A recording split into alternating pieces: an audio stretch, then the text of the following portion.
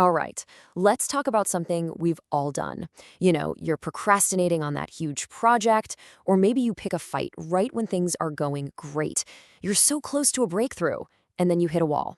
It is so frustrating. And it feels like we are literally steering our own ship directly into an iceberg.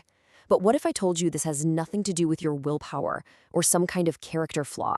What if it's all about your brain's ancient survival programming? Let's get into the incredible science behind why we self-sabotage.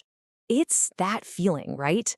You are right there, on the verge of success, a promotion, a great relationship, a personal goal, and then all of a sudden, you start doing things that just completely undermine it. You delay, you create drama, you doubt everything. It's an incredibly common experience, and it's not because you don't actually want to succeed. It's because a deep, old part of your brain is trying to protect you. And this is the most important part. This reframes the entire conversation.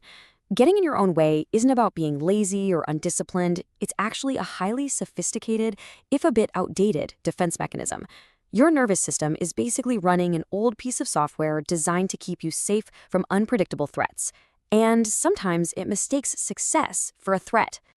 So here's our game plan. First, we're going to tackle the sabotage paradox, why your brain puts survival ahead of success. Then we'll uncover the hidden programs running in the background of your mind. After that, we'll get into something called the somatic solution, which is all about working with your body. And finally, we'll look at how you can actually start to rewire your brain for long-term success. Okay, first up, let's dig into the deep, evolutionary reason you get in your own way. I mean, why would your brain, this incredible supercomputer, seem to prefer the familiar comfort of failure over the strange uncertainty of success? Let's really define this from a science perspective. Self-sabotage is a defense mechanism. It's your nervous system on high alert. See, the problem is your brain evolved for a world filled with very real, very lethal threats. In that world, anything new or uncertain could get you killed. So your brain's factory setting is, and always has been, better safe than sorry. This quote from Dr. Harriet Maitland just nails it. Your brain's number one job isn't to make you happy or fulfilled. Its primary mission, hard-coded over hundreds of thousands of years, is just to keep you alive. And survival means predictability. Success, well, that's a change. It's a surprise. And your ancient brain really does not like surprises. This chart really connects the dots. So look at that top row. Our biological drive is to avoid unpredictable threats. So what's the bizarre result? We actually end up choosing a failure we know over a success we don't, just because it's familiar.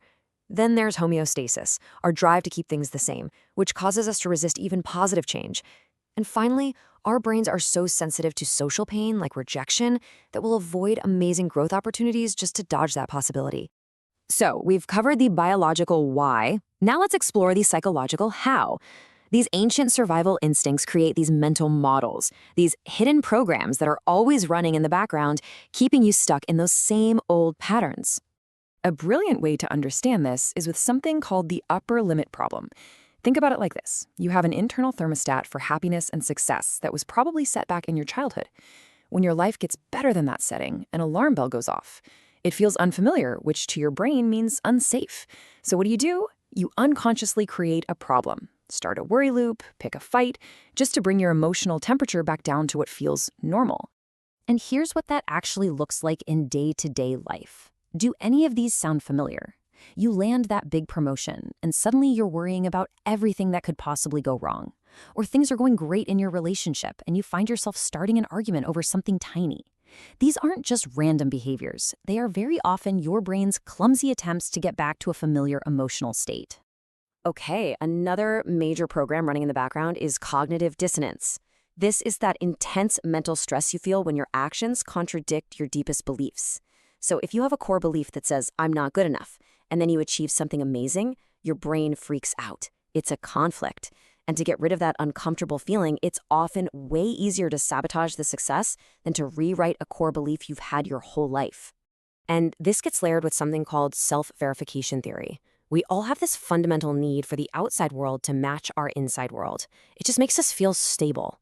So this means if you see yourself in a negative way, you will unconsciously push away people who see you positively. You might even seek out people who confirm your negative view of yourself. It feels more predictable, more real, even if it's painful. And when you put all of these programs together, the upper limit problem, cognitive dissonance, self-verification, what do you end up with? Imposter syndrome. That feeling of being a fraud is literally your brain's check engine light coming on, yelling, warning, reality does not match the internal script, you don't belong here. It's not a sign that you're inadequate, it's a sign that your success is out of sync with your old programming. And now for the good news. We've seen how these programs are wired deep into our biology. So how do we get out of our own way? Well, the answer might not be in our thoughts, but in our bodies. And listen, this right here is the absolute key. Trying to use willpower or positive thinking to fight a deep-seated survival response, it's like trying to stop a tidal wave with a bucket. It's just not going to work. The threat response is happening in your nervous system, way below conscious thought. The solution isn't to fight it, it's to communicate with your nervous system in its own language, the language of physical sensation, to teach it that you're safe. One of the most powerful ways to do this is with something called somatic experiencing. It was developed by Dr. Peter Levine, and this approach doesn't really focus on analyzing the story of what happened. Instead, it hones in on the physical sensations in your body to help your nervous system finally complete its stress response cycle and get back to a state of balance and safety. So this works with two really cool concepts. The first is called orienting. This just means consciously using your outside senses, your exteroception, to notice the sights and sounds and textures around you. This sends a powerful signal to your primitive brain that you are safe in this moment. Then, once you feel a little more grounded, you can turn your attention inward to your felt sense, your interoception. This is where you just notice your heart rate or your breath, not to judge them, but just to be aware of what's happening inside. A core technique here is called pendulation. So imagine you have a trauma vortex, that state of stress and activation, and a healing vortex, a state of calm and safety. Instead of getting sucked into the stress, pendulation is the practice of gently shifting your focus back and forth. You touch on the discomfort for just a moment, then you immediately guide your attention back to a place of safety in your body.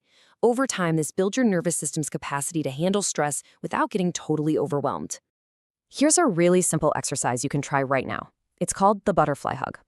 Just cross your arms over your chest and place your hands on your collarbones. Now gently start to tap your hands, alternating left and right, like a butterfly's wings.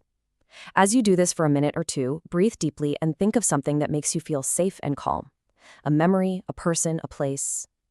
It's an incredibly powerful way to regulate your nervous system in real time. Regulating your nervous system in the moment is a total game changer. But how do we make this change last? In our final section, let's explore how to use the brain's own superpower, neuroplasticity, to build new, better default patterns. I just love this analogy. Think about it. Our modern world demands creativity, risk-taking, and growth, but our brain's operating system was designed for prehistoric survival. It's not broken, it just needs a software update. And neuroplasticity is that update. It's your brain's amazing ability to reorganize itself by forming new connections.